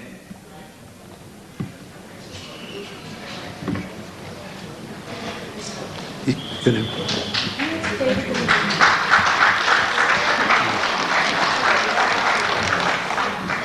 had stated in your lecture that there was no archaeological proof that the Hebrews were in Egypt. Is that correct? Yes, Sister stated that I had said in my lecture that there's no archaeological evidence or historical evidence as the Hebrews are slaves in Egypt. I remember Minister from the that mentioned the Hittites as possibly being the progenitors of the Hebrews. I would like to know who they were and what is your opinion? And she said that she recalled a professor had mentioned that the Hyksos was the progenitors of what is today the Hebrews, or the Hebrew race. I didn't even know there was a Hebrew race. But I thought they were a Hebrew cultural group. All right. A professor said that, but he didn't submit the evidence of what he stated. There were a group of people in Egypt called the Hyksos. The Hyksos information they left had no part. What happened is the Hyksos and the Jewish writers write about their entrance at the same time when the Hyksos was similarly entering. We have evidence of the Hyksos. We don't have any evidence of the Hebrews. To say that the Hebrews were in fact people who descended from the Hyksos, where is the evidence? What it is that the Hebrews did or are doing that the Hyksos did. And there's no evidence of the two of these people. Yes, by their statement they try to put the two. The Hyksos came in Egypt and destroyed the 13th dynasty.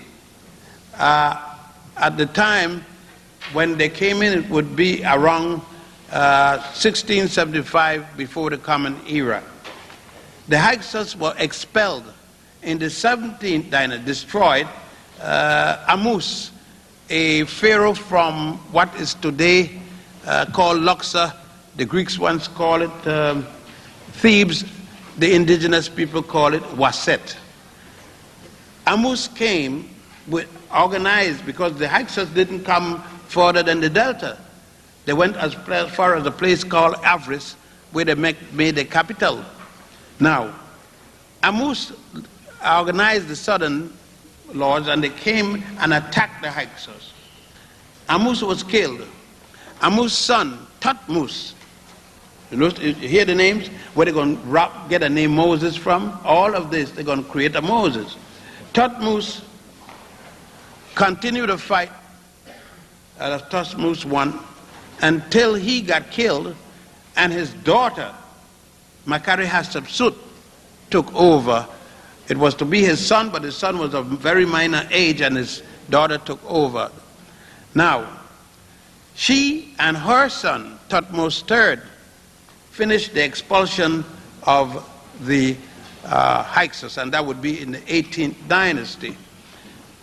There is all that evidence. There isn't a single evidence of a people called Haribu, Haripu, Hebrew, any other way you want to call it, much less Jew, because Jew would come from the word Yehuda, or Judah, and that would be only one tribe, the tribe that was supposed to be in control in the military.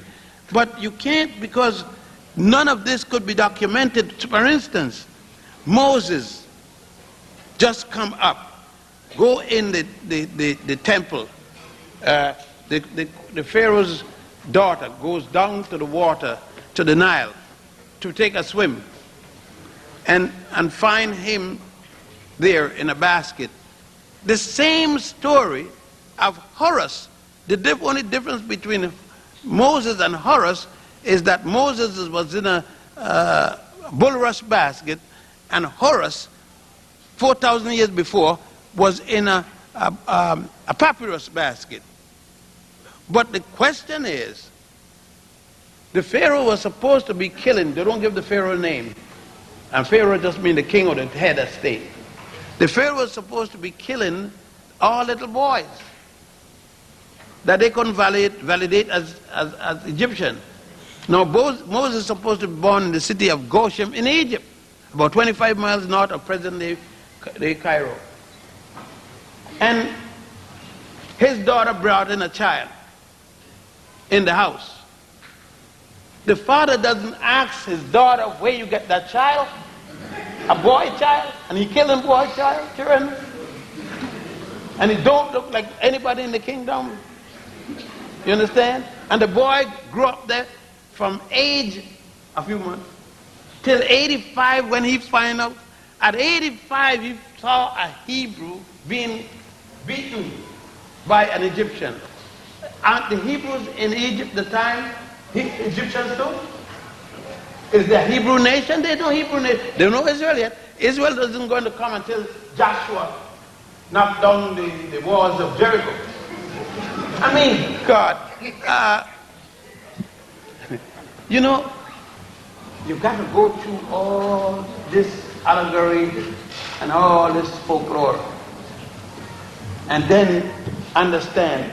When you're talking about origin, you're talking about sheer pipe dreams. If there was, if you could have been on high and grass, crack, and you come up to the same thing. When you talk about origin of these things, when you talk, remember that you set a story, a fantasy for yourself. We all have fantasy. When I see a girl, I hope my wife can hear this, but when I see a nice looking chick, even these days, and I will see too much, but I see a nice looking sister like yourself,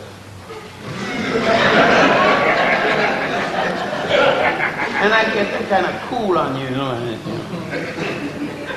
I fantasize all kinds. You know what I mean? I strip you down to nothing. But the way these girls are dressing now, you can't even do no fantasizing. You see everything, you can't even fantasize. But I got you fantasize even to every little speck of every little thing. You understand? I know where every little thing at. And most of the time, when you say, yeah, Ben, and I get there, so damn it, this is why I expected to be. And what I'm saying is, we all make projection, and religion starts with projection. The theory of the beginning is a projection. Who was there to write down what happened in the beginning? And when they talk about the world, what was the world of the Jews? The world of the Jews wasn't 500 miles radius. The world of Genesis, nobody knew about Queens. No, I mean the Indians know, the indigenous people know. And nobody knew nothing about China in their world. Their world was end with a mountain, top end. Behind the mountain they didn't know. And that was the world. When they talk about the world, they weren't talking about America and the Caribbeans. They didn't know any such place. So the world for them, when the acorn fell on the inland head, the world went to an end. And she was right. If a baseball fall in her head, when the test go, your world going to an end. So her little world with an acorn was real. So in reality, they are biblical truths, but not necessary physical truths.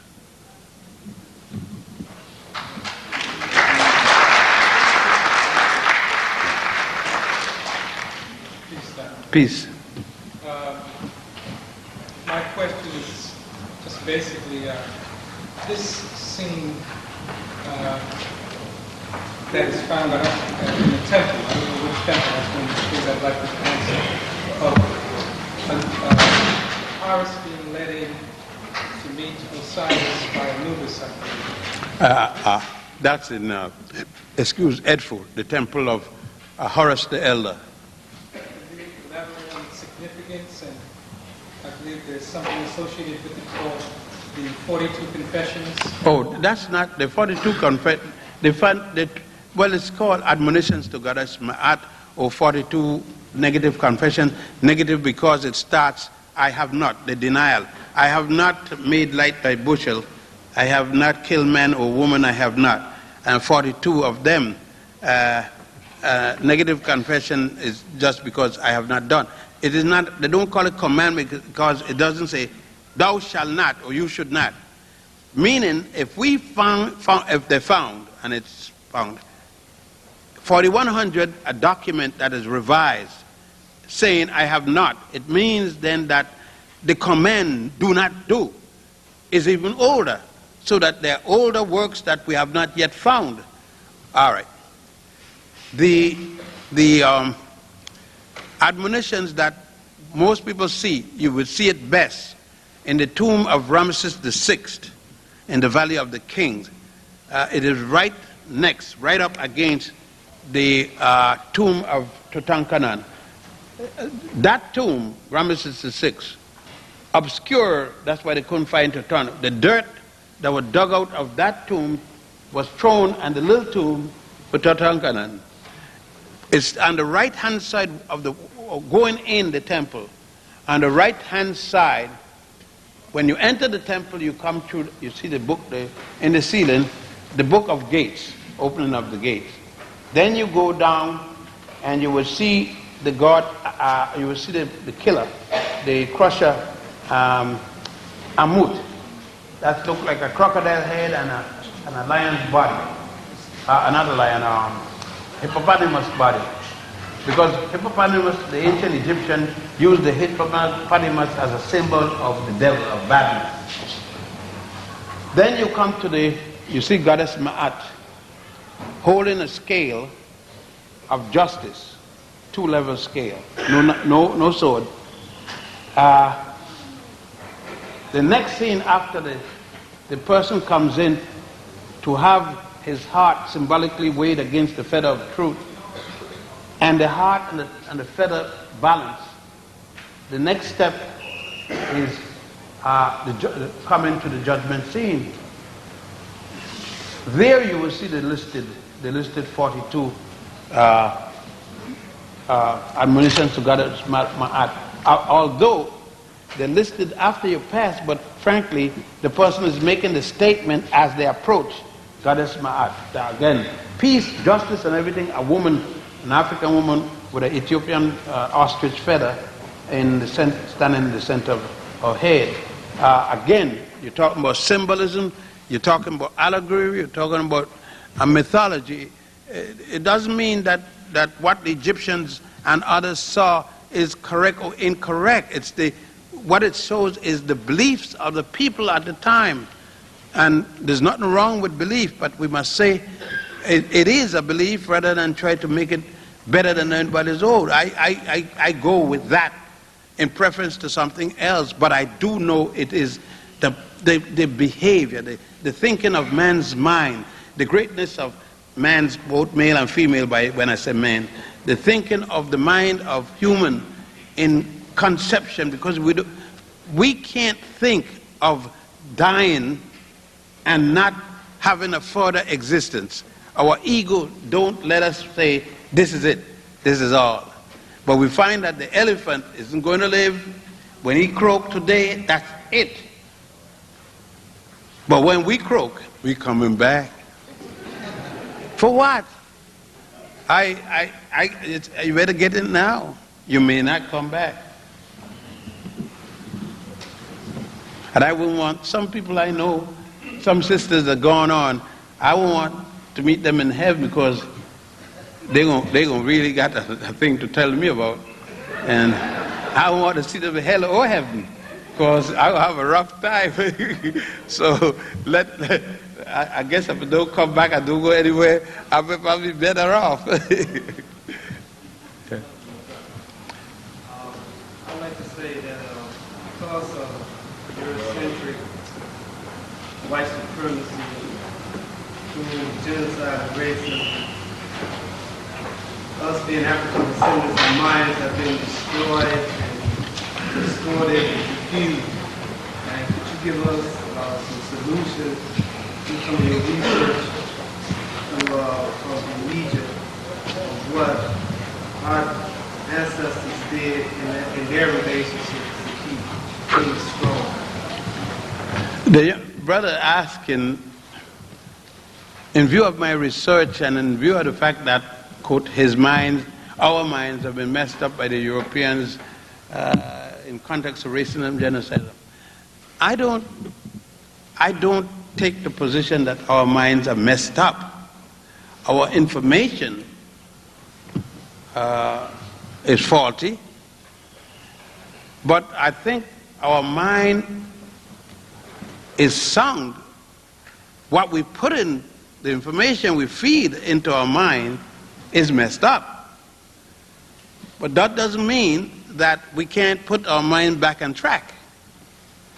Most of us, or all of us, myself, I was pretty well messed up as a young man.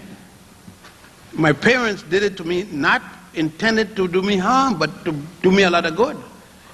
From day one, I was forced into certain information and fed certain information until I started to question certain things. When my mother, a midwife, when I questioned childbirth, then my mother started to tell me some truths that I couldn't get from the Torah about childbirth as a midwife. And I said, Mom, why did you tell me to the contrary? She says, if I tell you at 5 years old this information, how are you going to deal with it?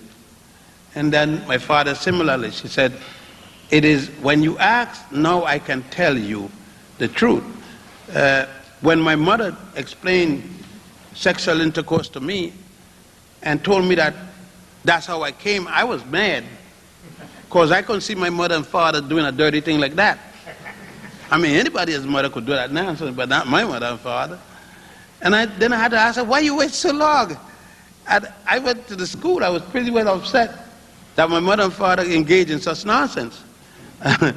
But at least they explained it. Some parents don't explain it any time. So I don't think our mind is messed up. What we need is more of what we're doing.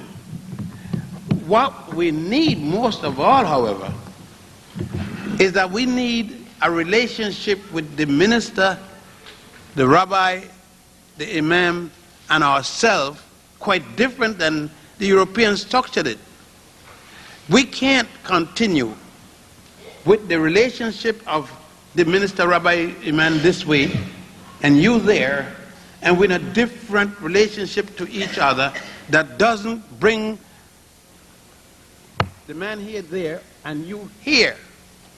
We have to have the Richard Allen, the Denmark Vesey, the Nat Turner relationship to the congregation, where we see each other as one, and we are not in a fight between the minister and the congregation for knowledge. We have to have in the church, the synagogue, and the mosque libraries dedicated to our culture and history. We must preach from the pulpit, not only going to heaven, if there's such a place, or hell, but how we are going to make it on earth. The church, again, the black ministry, going to have to again get in the struggle with the people that support it. I don't mind supporting, paying 10%, I'll increase with 10%. If my leader, spiritual leader, is going to be actively engaged. What happened is that the black spiritual leader doesn't understand he or she is the only independent black man or woman. The black church is going to support the leadership. Don't care. The only way the black church will get angry is if the leader steals some money. But they ain't going to get angry because they have another sex partner or nothing like that. You found that when they tried to destroy Martin Luther King by saying he had some extra woman. We're supposed to be running around the place all the time, can't get to what's her name. And the brother's tank is running dry. The brother got to soup up the tank and everything like that. Then he ain't nothing to condemn the man about, you know what I mean? But the struggle is if this is in the church and the minister don't have time for this, he only have time to talk about going to heaven. That's no good. I can't go to heaven if I ain't living. When if I'm doing bad, I can't even pay the fare to get to heaven. The car, the heavenly being gonna left me back. He's got to work with me. Like Harriet Tubman and all of them, and the ministers in those days, they all walked together as one. Not Turner, Denmark Vesey, when they came out to burn the cane field with the members. The baptismal, you see this thing here? The baptismal thing in the church, that wasn't for beauty. It wasn't just good architectural design. The church built this where the members, when the slave master, I'm going to finish here, when the slave master was coming, they immediately filled the tank with water. And the slave went in the tank at the back, put his nose to the air hole. And the sisters immediately start singing and dressed in the robes, wet down. And they came down the aisle, wet and the water running. Dogs can't smell in water. And that way the slave was saved. And the jumping, you see the ministers jumping out just stupidly without any reason. That was to signal the slave that the master coming. And he makes certain jump. Now they just jump for joy. All this, the underground was successful because this was the coordination between the church and the congregation and the minister. But now we are separated. Those on the board of trustees figure, and the boards of deacons, and everybody in the church is at a different level instead of just working by title, working together. We got to get back our attitude.